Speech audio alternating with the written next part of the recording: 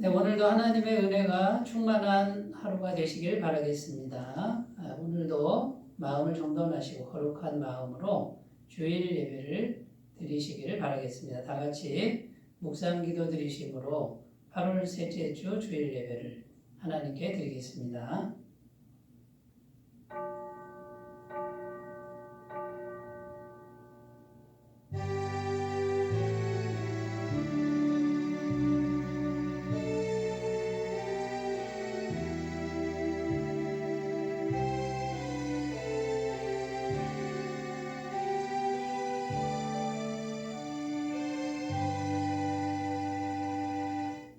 이스라엘의 왕인 여호와, 이스라엘의 구원자인 만군의 여호와가 이같이 말하노라. 나는 처음이요 나는 마지막이라. 나 외에 다른 신이 없느니라. 하나님은 영이시니 예배하는 자가 영과 진리로 예배할지니라. 아멘. 사랑의 주님, 지난 한 주간도 변함없는 사랑으로 저희의 삶을 채우시고 인도해 주시는 은혜 감사드립니다. 주님의 날을 기억하고 거룩하게 예배하는 백성들에게 복을 내려 주시옵소서. 빛 대신 주님 앞으로 나아갈 때 우리의 삶에 드리워있던 모든 절망의 그림자들이 물러가게 하시고 전능하신 하나님께 경배할 때 내 안에 있는 모든 연약함이 사라지게 하옵소서. 육신의 건강을 잃고 신음하는 자들을 치료하여 주시고 마음이 상한 자와 죄악에 붙들린 자 두려움에 떠는 자들을 불쌍히 여기사 복음의 말씀으로 회복시켜 주시옵소서. 성령 하나님 이 시간에도 주님께서 도와주시기를 원합니다. 임재하여 주옵소서. 우리의 예배를 거룩하게 인도하여 주옵소서. 시종을 주님께 탁드리며 우리 주 예수님의 이름으로 기원하옵나이다. 아멘. 다같이 찬송가 29장을 함께 부르겠습니다.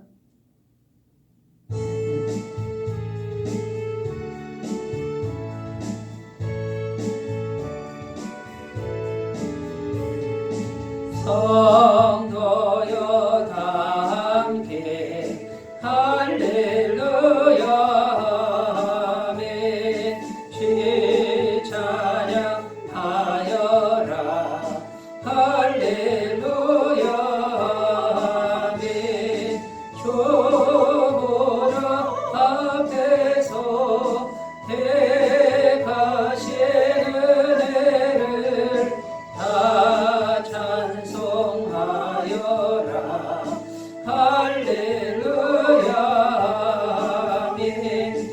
만문을 열어라 할렐루야 아멘. 고난을 울려라 할렐루야 아멘. 인도자 되시며 신부가 되신 주 그 사랑 끝없다 할렐루야 아멘. 주 찬양하여라 할렐루야 아멘. 찬양은 끝없다 할렐루야 아멘.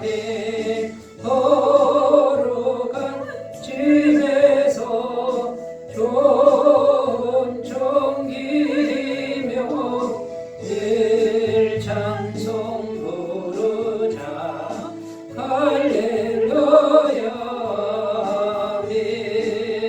아멘. 사도신경으로 신앙 고백을 하나님께 드리겠습니다. 나는 전능하신 아버지 하나님 천지의 창조주를 믿습니다. 나는 그의 유일하신 아들 우리 주 예수 그리스도를 믿습니다.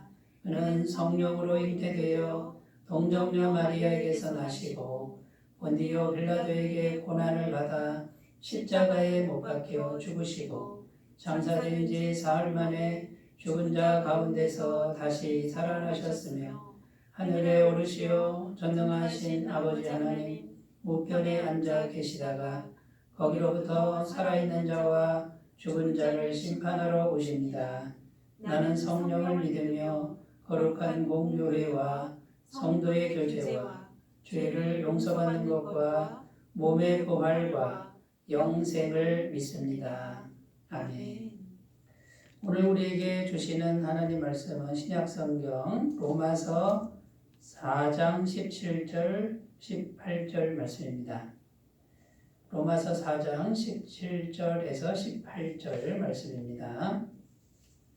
신약성경 244페이지에 있습니다. 로마서 4장 17절 18절 말씀을 제가 봉독해 드리겠습니다. 기록된 바 내가 너를 많은 민족의 조상으로 세웠다 하심과 같으니 그가 믿은 바 하나님은 죽은 자를 살리시며 없는 것을 있는 것으로 부르시는 이시니라. 아브라함이 바랄 수 없는 중에 바라고 믿었으니 이는 내 후손이 이같으리라 하신 말씀대로 많은 민족의 조상이 되게 하려 하심이라. 아멘. 오늘 말씀의 제목은 믿음으로 창조가 이루어집니다. 믿음으로 창조가 이루어집니다. 이런 제목으로 함께 은혜를 나누겠습니다. 어느 가정에 8살 난 아들이 있었는데 이 아들이 어느 날 보니까 마당에서 자기 나름대로의 정원을 가꾸고 있었습니다. 자기 나름대로의 정원을 가꾸는데 치울 게 많죠. 잡초도 뽑고 쓰레기도 치우고 돌도 옮기고 나름대로 열심히 가꾸고 있었는데 그런데 자기가 계획한 그 자기 정원 한복판에 큰 돌이 박혀 있었습니다. 이 아이가 생각하기에 삽으로 조금만 파면 그 돌을 팔 수 있겠거니 하고 생각을 하고 삽으로 파는데 이 파면 팔수록 돌이 생각보다 훨씬 큰 것이죠. 파도 계속 돌이 있는 것입니다. 하루 종일 이 아이가 노력을 하더니 저녁 때가 되어서는 포기하고 말았습니다. 이 아이의 아빠가 그 아이의 모습을 보고 이제 묻습니다. 얘야, 너는 너의 능력을 다 사용했니? 이렇게 물었습니다. 그랬더니 아이가 예, 저는 저의 능력을 다 사용했습니다. 아빠가 또 얘기합니다. 아니, 너는 너의 능력을 다 사용하지 않았단다.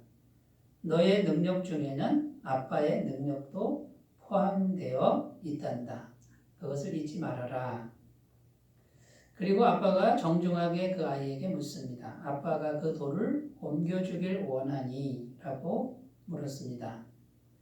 그때 이 8살 아들이 예, 옮겨주세요 라고 대답을 하자 아빠가 포크레인을 불러서 단번에 그 돌을 옮겨주었다라는 것입니다. 여러분 오늘 이야기 속에서 이 아빠의 모습은 우리가 믿는 하나님의 모습이고요. 8살 난 아이의 모습은 성도인 우리들의 모습이라는 것입니다. 하나님은 전능하신 하나님이시죠. 그 전능하신 하나님은 얼마든지 우리 인생에 그 큰 돌을 옮겨주실 수 있는 분이라는 것입니다. 그런데 하나님은 우리에게 원하십니다. 하나님 아빠의 능력을 사용하길 원하느냐 그리고 그 돌을 옮기길 원하느냐라고 아빠에게 정식으로 말해주기를 원한다라는 것이죠. 여러분 아빠가 그 어린 아들에게 그 돌을 옮겨주기를 원하니? 라고 이렇게 정식으로 묻고 8살 난 아이가 정식으로 예 옮겨주세요 라고 이렇게 말을 하는 이런 관계가 믿음의 관계라는 것입니다. 그래서 능력은 하나님께 있고요. 하나님이 모든 필요한 능력은 다 가지고 계시죠. 우리에게 필요한 게 뭡니까? 우리에게 필요한 건 믿음이라는 겁니다. 하나님을 믿고 하나님을 신뢰하고 하나님께 정식으로 부탁하는 것, 요청하는 것 이것을 하나님은 원하신다라는 것이죠.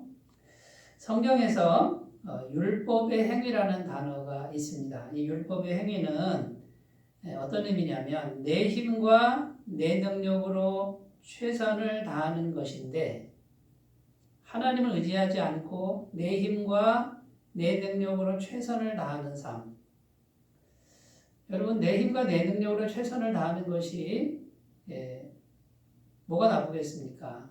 그런데요, 성경적 관점이나 영적 관점에서 보면 하나님을 의지하지 않고 자기 힘만 의지하는 거니까 이거를 율법의 행위라 그러고, 이 율법의 행위로는 하나님의 구원을 받을 수 없다, 하나님의 은혜를 받을 수 없다라고 성경은 말을 하고 있는 것입니다. 마치 8살 된 아들이 아빠의 능력을 의지하지 않고 생각도 안 하고 자기 나름대로 최선을 다하는 것과 같습니다. 율법의 행위로는 하나님의 상속자가 되지 못한다고 성경은 증언하고 있습니다. 로마서 4장 16절, 그러므로 상속자가 되는 그것이 은혜에 속하기 위하여 믿음으로 되나니 이는 그 약속을 그 모든 후손에게 굳게 하려 하심이라. 상속자가 되는 건 은혜로 된다. 이 말은 내 힘과 내 노력으로만 하면은 하나님의 상속자가 되지 못한다. 하나님의 상속자는 하나님의 은혜를 받아야만 된다. 이렇게 지금 말씀하고 있는 것입니다. 그래서 하나님의 은혜를 받는 길은 내 힘과 내 능력으로 최선을 다하는 것에 머무르면 안 되고, 오직 믿음을 통해서 하나님의 은혜를 받을 줄 알아야 된다라는 것이죠. 여러분, 세상에는 사람의 능력으로는, 사람의 힘으로는 도저히 해결할 수 없는 것들이 얼마든지 있다라는 것입니다. 죄의 문제, 죽음의 문제, 마귀의 문제, 심판의 문제, 지옥의 문제, 또 우리가 살아갈 때 현실적인 큰 문제들, 우리 힘으로 도저히 어떻게 할 수 없는 일들이 너무나도 많이 있다라는 것이죠. 그런데 성경은 이렇게 말합니다. 하나님을 믿으면 하나님의 능력이 은혜로 우리에게 함께 하실 수 있다라고 약속하고 있는 것입니다. 여러분, 그러므로 우리가 오늘 말씀을 우리가 생각하면서 우리 힘만으로 최선을 다해 노력하는 것, 그러나 하나님을 의지하지 않으면 그것은 율법의 행위에 머무르는 것뿐이고, 우리가 하나님의 은혜를 오직 믿음으로 바라고 구하면 그것이 곧 은혜의 삶이다. 이렇게 정리를 하셨으면 좋겠습니다. 오늘 본문 말씀은 아브라함에 대한 말씀인데요. 아브라함이 나이가 100세고 그 아내 사라가 90세인데, 여러분, 현실적으로는, 인간적으로는 출산이 불가능한 상태였습니다. 사람의 능력으로는 도저히 불가능한 지점에 지금 아브라함과 사라가 와 있었다는 것이죠. 그런데 아브라함이 바랄 수 없는 중에 바라고 믿었다라는 거예요. 뭘 믿었냐면 100살이 되고 90살이 되어서 기능이 다 상실되고 경수가 끊겼는데도 하나님의 약속의 말씀, 하나님의 능력과 은혜로 너가 출산할 수 있다라고 하는 이 약속의 말씀을 바랄 수 없는 중에 바라고 믿었다라는 것이죠. 로마서 4장 18절입니다. 아브라함이 바랄 수 없는 중에 바라고 믿었으니 이는 내 후손이 이같으리라 하신 말씀대로 많은 민족의 조상이 되게 하려 하시니라. 여러분, 그러니까 인간의 힘과 능력으로는 불가능한데 이게 가능하다라는 거죠. 뭘로요? 하나님의 능력과 하나님의 은혜로. 그런데 믿음이 필요하다는 겁니다. 아브라함은 믿음이 약해지지 않고 믿음으로 계속 바랬다라는 거죠. 그래서 여러분, 오늘날 우리가 구원받은 우리들, 믿음으로 하나님의 자녀가 되고 하나님과 연결된 우리들도 이제 하나님과 연결되어 있으니까 아브라함처럼 이렇게 믿음을 사용하기만 하면 하나님이 함께 하셔서 하나님이 창조하시는, 여러분, 하나님이 창조라는 게 뭡니까? 창조가 없는 걸 있게 하신다, 그 말이에요. 이 창조하시는 은혜를 우리가 넉넉히 경험하며 살아가는 인생이 될 줄로 믿습니다. 자, 그래서 오늘 이런 관점에서 한 3가지 정도만 창조에 대해서, 믿음에 대해서 우리가 생각을 해보도록 하겠습니다. 첫 번째는요, 창조하시는 하나님이란 어떤 의미가 있는가? 창조라는 것이 어떤 의미가 있는가 이것을 먼저 살펴보겠습니다. 17절 말씀, 오늘 말씀 17절입니다. 기록된 바 내가 너를 많은 민족의 조상으로 세웠다 하신 것 같으니 그가 믿은 바 하나님은 죽은 자를 살리시며 없는 것을 있는 것으로 부르시는 이시니라. 자, 아브라함이 믿은 하나님은 어떤 하나님입니까? 죽은 자도 살리고 없는 것을 있게 만드는. 지금 아무것도 없는데 뭐가 이렇게 생기는 겁니다. 이렇게 계속 생기는 겁니다. 이게 이제 한마디로 말해서 창조라는 단어로 설명이 됩니다. 창조는 없는데 있게 하는 거예요. 뭔가 있는 재료를 가지고 만드는 게 아니에요. 뭔가 근거가 있어서 뭔가 그걸 이용해서 만드는 게 아니라 아예 아무것도 없는데 그냥 생기게 하는 것이 창조라는 뜻입니다. 그래서 하나님은 창조하시는 하나님이다라는 의미가 됩니다. 그러니까 창조하시는 하나님은 이미 있는 걸 가지고 뭔가를 개조하고 뭔가 개량을 해가지고 새로운 걸 만드는 이런 의미가 아니고 아예 없는데 계속 있게 하시는 하나님. 그런데 그 창조하시는 것이 계속 존재하게 만든다라는 거예요. 이 창조하시는 하나님의 의미는 여러분 우리가 이것을 분명히 하셨으면 좋겠습니다. 왜 그럴까요? 하나님은 성경에 영생이시다 이렇게 되어 있습니다. 영원한 생명을 가지신 분이다. 출애굽기 3장 14절 말씀입니다. 하나님이 모세에게 이르시되 나는 스스로 있는 자이니라. 또 이르시되 너는 이스라엘 자손에게 이같이 이르기를 스스로 있는 자가 나를 너희에게 보내셨다 하라. 여기 보면 여호와라는 이름을 계시하시는데 그 뜻이 뭐냐면 스스로 있는 자다 그 말이에요. 그러니까 스스로 계속 존재하는 분이다라는 거죠. 여러분 우리들은요 어떤 존재입니까?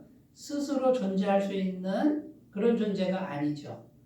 어디서부터 생겨났고 그 다음에요 조금 있으면 없어질 존재란 말이죠. 근데 하나님은 영원토록 계속 존재하시는 분, 스스로 있는 자, 자존자라는 뜻이고요. 이것을 영생이라는 단어를 씁니다. 생명이 영원하다 그런 뜻이죠. 그러니까 생명이 계속 되는 상태를 말하는 것이고 이 영생이라는 단어의 의미를 우리가 생각해 보면요. 많은 분들이 이제 오해하는 게 뭐냐면 이 세상에서 살아가는 이 삶이 계속 안 죽고 계속 살아가는 걸로 생각하는 분들이 많다는 거예요. 여러분 성경이 말하는 영생은 지금 이 상태로 계속 죽지 않고 사는 걸 말하지 않습니다. 여러분 만약에 이 상태로 우리가 죽지 않고 계속 살면 행복하겠습니까? 그거는 고통입니다. 그건 저주입니다. 그러니까 영생은 우리가 지금 갖고 있는 상태가 영원히 지속되는 게 아니고 이 상태는 영생의 상태가 아닙니다. 영생의 상태는 생명이 100% 충만한 상태이기 때문에 우리가 가질 수 있는 속성이 아니고 하나님만이 가질 수 있는 완전한 생명의 상태, 줄어들지도 않고 늘어나지도 않는 충만한 생명이 영원히 계속되는 상태. 우리가 이제 죽어서 천국에 가지 않습니까? 천국에 가면 그 천국이 생명이 영생이 충만한 상태로 영원히 되는. 그러면 여러분 충분히 행복하다는 거예요. 그건 저주가 아니라는 것이죠. 근데 많은 분들이 영생을 자꾸 오해한다라는 겁니다. 여러분 그리고 이 영생이라는 뜻의 의미가 뭐냐면 영생은 100% 생명이니까 이 영생과 연결되는 모든 것을 다 살려요.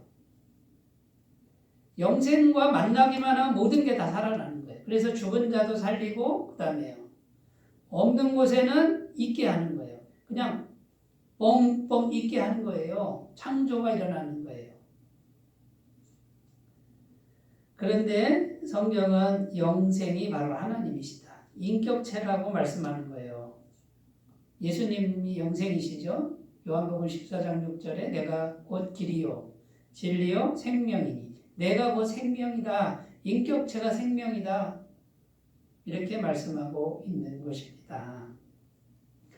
그러니까 창조하시는 하나님이다 이 말의 의미를 우리가 잘 생각해야 되는데 영생이 100% 생명이신 분이 영원히 지속되는 이분을 만나기만 하면 계속적인 창조가 일어난다라는 거예요. 우리가 영생이신 하나님을 제대로만 만나기만 하면 영생의 능력이 우리에게 와서 계속적인 창조를 이루어 주신다라는 것입니다. 창세기 1장 1절에서 2절 말씀입니다. 태초에 하나님이 천지를 창조하시니라. 땅이 혼돈하고 공허하며 흑암이 깊음 위에 있고 하나님의 영은 수면 위에 운행하시니라. 하나님이 이 세상 창조하신 그런 기사죠. 그런 기록이죠. 하나님이 창조하기 전에는 어떻다고요? 땅이 혼돈하고 공허하며 흑암이 깊음 위에 있고 너무 깜깜하고 어수선했습니다. 허무였습니다. 그런데 영생이신 하나님이 운행하시니까 이제 창조가 계속 일어나는 거예요. 여러분 우리들에게도 이런 역사가 충분히 일어날 줄로 믿습니다. 이 영생이신 하나님은 죄와 죽음을 삼켜버립니다. 고린도전서 15장 54절입니다. 이 썩을 것이 썩지 아니함을 입고, 썩을 것은 우리의 이 지금 혈과 육을 말하는 거고요. 썩지 아니함을 입는다는 것은 영생의 몸, 부활의 몸을 입혀주신다라는 뜻이죠. 이 죽을 것이 죽지 아니함을 입을 때에는 사망을 삼키고 이기리라고 기록된 말씀이 이루어지리라. 여러분, 영생이신 하나님과 사망이 만나면 누가 이긴다고요? 생명이 죽음을 삼켜버린다는 거예요. 그런데 이 영생은 죽음을 만나도 죽음을 삼켜버리는 거예요. 창조하신 하나님, 영생의 하나님 우리가 제대로만 만나면 우리는 그 생명으로 삼켜져 버리는 거예요. 생명 안으로 들어가게 되는 거예요. 우리의 인생은 계속적으로 창조가 일어나는 인생이 된다는 거예요. 그런데 여러분, 이 하나님을 만날 생각은 안 하고 8살 아들처럼 내 힘으로만 내 능력으로만 최선을 다한다라고 하면 어떻게 창조의 역사가 일어나겠습니까? 여러분 믿음을 사용하셨으면 좋겠습니다. 하나님을 믿는 믿음을 사용해서 계속적으로 창조가 일어나는 복된 인생이 되시기 바라겠습니다. 요한복음 10장 10절입니다. 도둑이 오는 것은 도둑질하고 죽이고 멸망시키려는 것뿐이요 내가 온 것은 양으로 생명을 얻게 하고 또 풍성히 얻게 하려는 것이라. 아멘. 여러분 예수님이 오신 것은 우리로 하여금 영원한 생명, 거기서 이제는 창조적 생명으로 계속해서 나아가게 하신다는 이 약속의 말씀을 꼭 기억하시고 창조적 하나님을 믿음으로 제대로 바라보시는 귀한 아침이 되셨으면 좋겠습니다. 자, 두 번째 우리가 생각할 거는요, 믿음이라는 게 어떤 것이냐라는 거예요. 믿음이라는 게 어떤 것이냐. 이 믿음의 의미가 여러 가지가 있는데 한 4가지 정도만 살펴보겠습니다. 믿음이라는 것은 첫 번째는 뭐냐면 밖에 있는 걸 안으로 받아들인다라는 의미가 있습니다. 그러니까 영생이신 하나님을 믿는다 그 말은 영생이신 하나님을 내 바깥에 있는 분을 내 안으로 모셔드린다. 이런 의미가 되는 거죠. 요한복음 1장 12절입니다. 영접하는 자고 그 이름을 믿는 자들에게는 하나님의 자녀가 되는 권세를 주셨으니. 지금 마음에 영접한다 그러죠? 귀한 분으로 모십니다. 누구를요? 예수 그리스도를. 영접하는 자 곧 그 이름을 믿는 자들에게는 이렇게 되어 있습니다. 그러니까 영접하는 것과 믿는 것이 같은 의미고 하나님의 자녀가 되는 권세, 하나님의 권세, 결국 하나님이 내 안에 들어오셨다 그 말이에요. 하나님이 들어오시니까 영생이신 그분 안에 우리가 들어가게 되는 것이죠. 그 믿음이 진실된 믿음이면 이것이 전제 조건입니다. 사도행전 8장 14절입니다. 예루살렘에 있는 사도들이 사마리아도 하나님의 말씀을 받았다를 듣고 베드로와 요한을 보내매. 여기 보면 사마리아도 하나님의 말씀을 어떻게 했다고요? 받았다. 받아들였다. 자, 말씀은 복음을 의미합니다. 예수님 믿으면 십자가에 피 흘리신 예수님 믿으면 죄사함을 받고 영원한 죄사함을 받고 그 다음에 하나님의 자녀가 되고 성령 하나님이 내 속에 들어오는 이 복음의 말씀을 바깥에서 듣고 받아들였다. 이런 뜻이 되는 거예요. 그러니까 믿음은 예수님을 영접하는 것, 그 다음에요. 복음의 말씀을 받아들이는 것. 마음에 받아들이고 사는 것을 말합니다. 자, 믿음의 두 번째 의미는 신뢰한다라는 뜻이 있습니다. 신뢰하는 것. 여러분, 사람은 참 신뢰할 만한 대상이 아니죠. 언제 바뀔지 모르잖아요. 그런데 하나님은 믿을 만한 분이다 그 말이에요. 변함이 없다라는 거죠. 요한일서 1장 9절입니다. 만일 우리가 우리 죄를 자백하면 그는 믿으시고 의로우사 우리 죄를 사하시며 모든 불의에서 우리를 깨끗하게 하실 것이요. 자, 우리가 우리 죄를 자백하면 사람은 어떻게 할까요? 그 약점 잡아가지고 공격할 수도 있단 말이죠. 믿을 수가 없잖아요. 그러니까 우리는 사람 앞에서 최대한 약점을 드러내지 않으려고 하죠. 그런데 우리는 우리 죄를 자백하면 하나님은 미쁘시고 의로우사. 미쁘시다는 말이 신뢰할 만한 분이다. 우리가 죄를 자백했을 때 하나님은 비난하지 않고 공격하지 않고 그 죄를 깨끗하게 해주신다. 그런데 믿을 만한 분이다. 완벽하게 해결해 주신다. 그런 뜻이에요. 그러므로 여러분, 하나님을 신뢰하는 분들은 자기의 죄를, 자기의 못난 것을, 자기의 연약한 것을 얼마든지 고백하셨으면 좋겠습니다.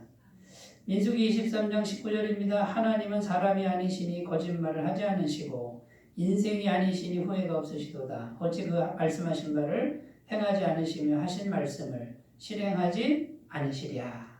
여기 보면 하나님은 사람처럼 뭘 하지 않는다고요? 거짓말하지 않는다.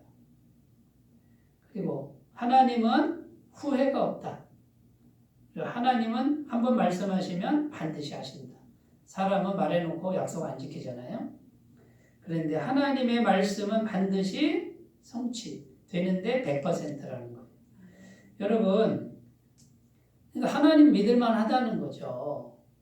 그런데 우리가 하나님 신뢰할 때 내가 원하는 시간에 내가 원하는 대로 안 되니까 자꾸 실망하는 것 뿐이지, 내가 원하는 대로 내가 원하는 시간을 내려놓고 하나님을 신뢰하고 있으면 그분은 정말 신뢰할 만한 분이다. 그분은 어떻게든지 응답하시고 그분이 하시는 일은 모든 것을 합력하여 선을 이루시는 분이다. 이것을 꼭 믿으셨으면 좋겠습니다. 이게 믿음이라는 거예요. 그러니까 여러분, 하나님을 마음에 모시고 하나님을 신뢰하는 것, 이것을 가지고 창조하시는 하나님을 우리가 모실 수 있다. 함께 할 수 있다라는 겁니다. 자, 세 번째는 조건을 맡기는 것. 이것이 믿음이라는 거죠. 다니엘서 3장 18절입니다. 그렇게 하지 아니하실지라도 왕이여 우리가 왕의 신들을 섬기지도 아니하고 왕이 세우신 금신상에게 절하지도 아니할 줄을 아옵소서. 다니엘의 세 친구가 풀무불에 금신상에게 절하라 그러는데 절 안 하면 죽이겠다 그럽니다. 그런데 우리는 절하지 않겠습니다. 그럼 풀무불에 집어넣을 거다. 풀무불에 넣으십시오. 하나님이 구원해 주실 겁니다. 그러나 그렇게 하지 아니하실지라도 우리는 하나님만 섬기겠습니다. 여러분, 이게 믿음인 거예요. 풀무불에 던져졌는데 구원해 주지 않아도 결과를, 주권을 하나님께 맡길 수 있는 것, 이게 믿음입니다. 네 번째, 믿음은 자랑할 것이 주님밖에 없는 것. 믿음, 제대로 된 믿음은 뭡니까? 주님만 자랑하는 거예요. 내가 자랑할 건 없는 거죠. 고린도전서 1장 30절 31절입니다. 너희는 하나님으로부터 나서 그리스도 예수 안에 있고 예수는 하나님으로부터 나와서 우리에게 지혜와 의로움과 거룩함과 구원함이 되셨으니 기록된 바 자랑하는 자는 주 안에서 자랑하라 함과 같게 하려 함이라. 자, 말이 좀 어려운데 이 말입니다. 우리는 하나님으로부터 나서 하나님이 우리를 구원해 주셨다 그 말이에요. 하나님이 우리를 구원하시기 위해서 예수 그리스도 안으로 우리를 넣었다 그 말이에요. 우리가 예수 믿은 게 우리 힘으로 된 것 같아도 하나님의 은혜로 예수 믿게 됐다 그 말이고요. 자, 자, 예수님은 하나님으로부터 나와서 결국 삼위일체 하나님이죠. 예수님이 자연스럽게 나오신 거예요. 창조된 게 아니에요. 하나님으로부터 나오신 하나님, 그분이 우리에게 오셔서 네 가지가 됐습니다. 지혜가 되시고 의로움이 되시고 거룩함이 되시고 구원함이 되시고. 자, 그러면 여러분, 우리의 구원받은 존재가 뭡니까?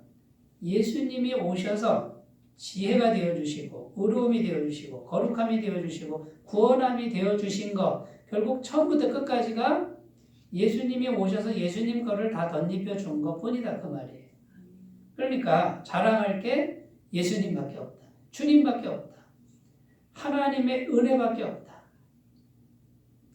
이게 믿음인 거예요. 그러니까 여러분, 믿음으로 창조를 이루는 삶을 우리가 살아가기 위해서는 첫 번째, 창조하시는 하나님에 대해서 우리가 분명히 알아야 되고요. 그 창조라는 의미를 알아야 됩니다.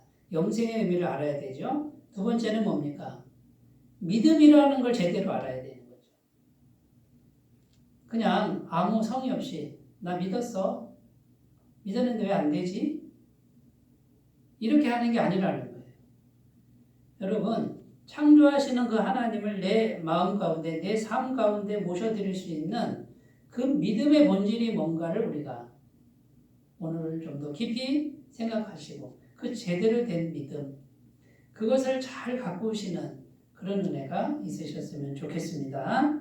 자, 세 번째입니다. 세 번째. 자, 그럼 우리가 믿음에 대해서 생각해 봤는데, 그 다음에 중요한 게 뭐냐면 지속적인 믿음과 지속적인 기도가 중요하다라는 겁니다.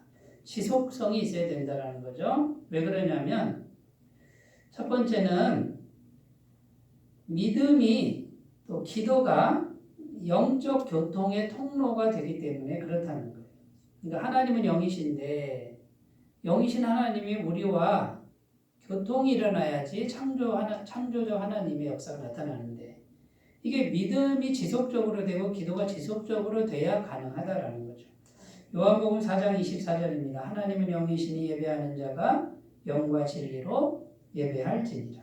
하나님은 영이신데 그 영이신 하나님이 우리와 함께 하려면 영적인 작업이 필요한 거죠. 그게 믿음, 지속적 믿음과 지속적 기도라는 겁니다. 창세기 2장 7절에서 8절입니다. 여호와 하나님이 땅의 흙으로 사람을 지으시고 생기를 그 코에 불어넣으시니 사람이 생명이 된지라. 여호와 하나님이 동방의 에덴의 동산을 창설하시고 그 지으신 사람을 거기 두시니라. 하나님이 아담을 창조하시고 에덴 동산에 두었죠. 가장 살기 좋은 환경에 두셨는데 그 전에 어떻게 하셨습니까? 하나님의 생기를 코에 불어넣으셨다. 하나님의 영을 사람 속에 불어넣으셨다 그 말이에요. 그러니까 하나님의 영이 우리 안에 생기처럼 들어와 있어야 된다라는 거예요. 하나님이 영이시기 때문에. 여러분, 이 죄라고 하는 게 뭡니까? 이 죄가 생기를 막아버리는 거예요. 죄가 더러우니까 거룩하신 하나님이 못 오시는 거죠. 그런데 우리는 지금 예수님의 보혈이 있잖아요. 계속해서 죄가 사해지니까 성령 하나님의 생기가 계속 들어오실 수가 있습니다.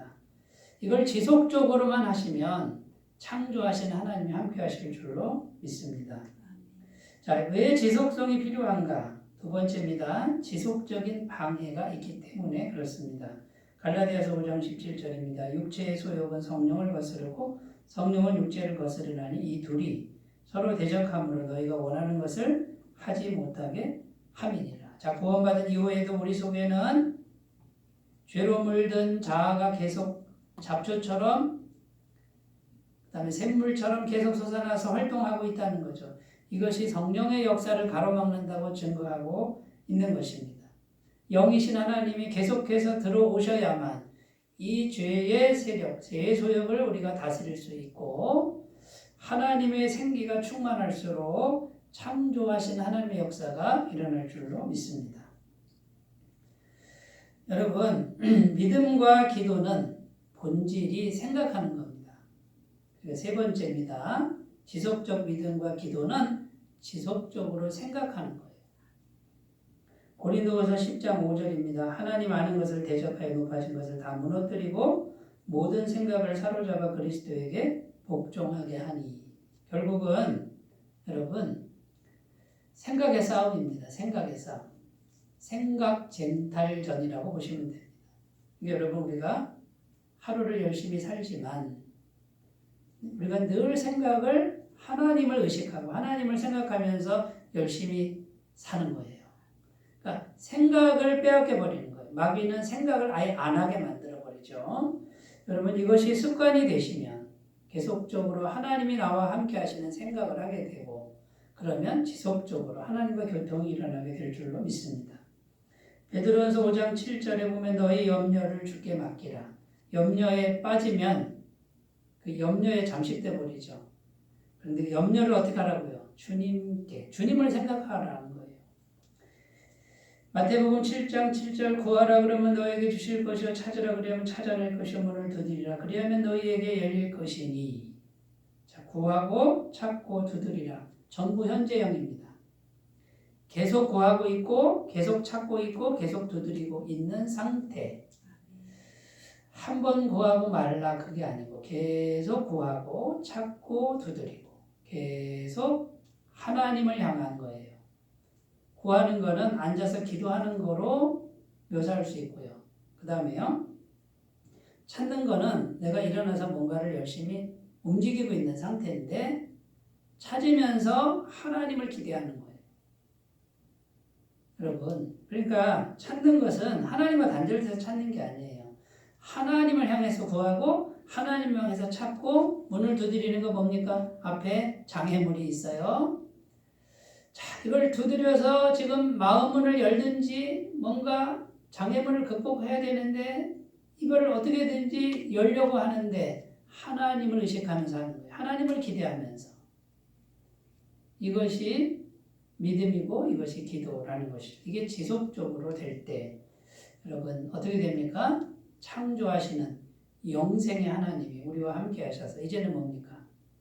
아빠가 포크레인을 불러서 돌을 옮겨주는 것처럼 창조하시는 하나님의 역사가 우리와 함께 하면서 우리에게 없는 것이 계속 창조가 일어나는 새로운 인생이 될 줄로 믿습니다.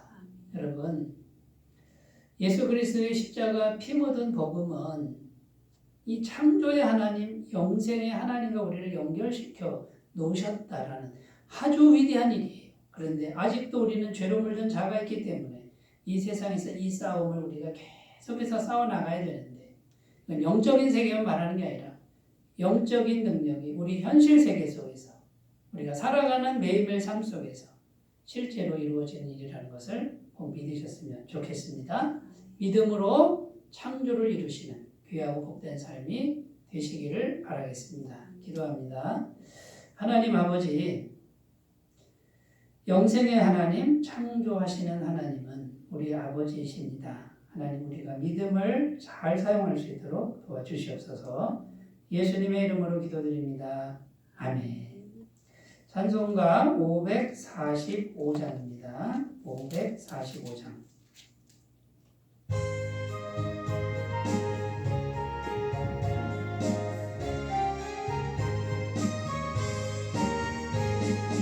이는 아무 증거 아니매여도 믿음만을 가지고서들 걸으며 이 귀에 아무 소리 아니 들려도 하나님의 약속 위에 서리라.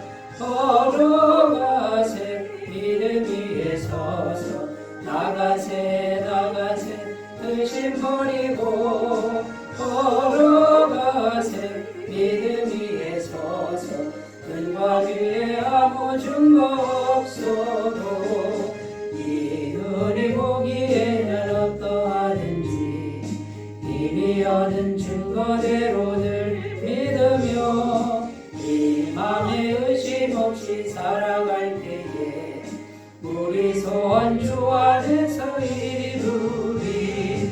걸어가세 믿음 위에 서서 나가세 의심 버리고 걸어가세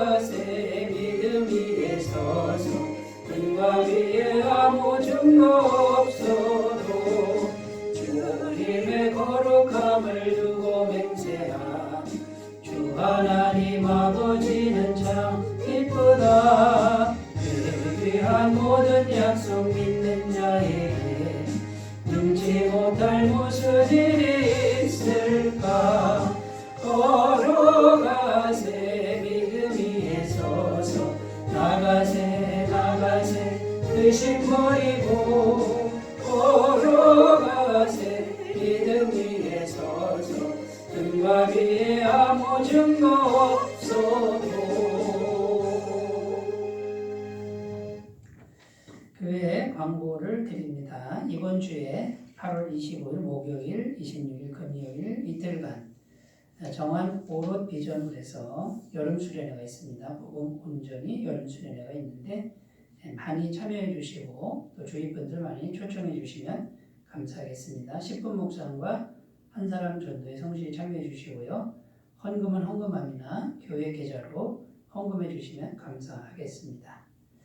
이제 찬송가 383장 부르시고 축도로 예배를 마치겠습니다.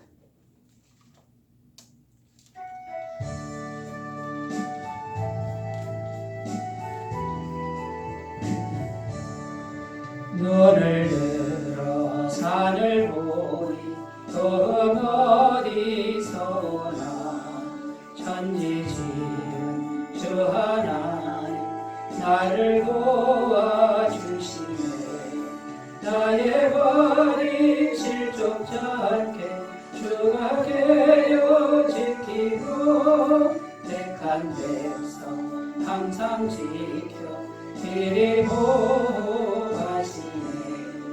도우신 하나님 내게 그늘 되시니 낮에 해와 밤에 날 너를 상치 않겠네. 내게 화를 주지 않고 오늘도 하시고 너의 주님 지금부터 영영 인도하시니. 아멘. 이제는 우리 주 예수 그리스도의 은혜와 하나님 아버지의 무한하신 사랑하심과 성령님의 교통하시는 은총이 이제는 제대로 된 믿음을 통해서 창조하시는 하나님을 삶 속에 풍성하게 경험하기를 소원하고 지속적 믿음과 지속적 기도를 드리기를 결단하는 주의 모든 백성들 위해 지금부터 영원토록 함께 하시기를 간절히 축원하옵나이다. 아멘.